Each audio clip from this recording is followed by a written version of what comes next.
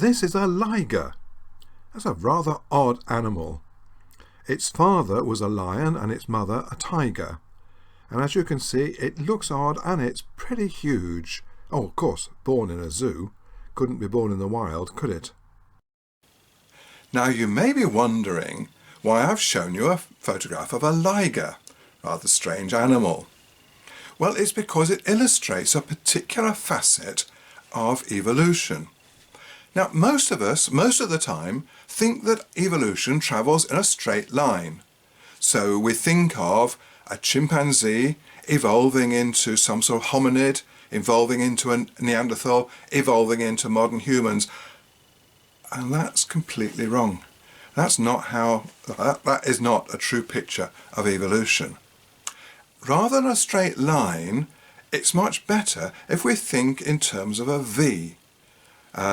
That what actually happens in evolution is that one species splits into two different species. So the question is, are lions and tigers the same species, or is it two species? Well, of course, it's two species because they're very different, they live in different continents, they hunt in different ways, they look very different. But they can still interbreed. So yes, they are two different species, or they interbreed, so no, they're only one species. What's actually happening here is that lions and tigers are evolving away from each other.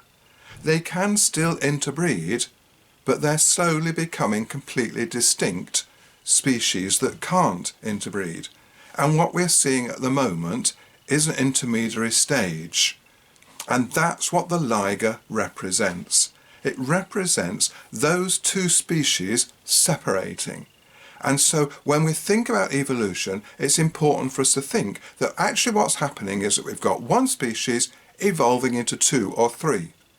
So we can look at it in other ways, like horses. We've got horses, zebras, donkeys. They are all different, but they can all interbreed. Now, the interesting thing about donkeys and horses is that when they interbreed, you get mules, and mules are infertile. They can no longer breed. And that's a clear sign that we've got an equine species separating out into three different new species. So that's the best way to think about evolution.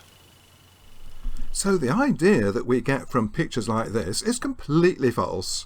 No, modern humans did not evolve from chimpanzees. Modern chimpanzees and modern humans both evolved from the same common ancestor hundreds of thousands of years ago. It ain't necessarily so. It ain't necessarily so.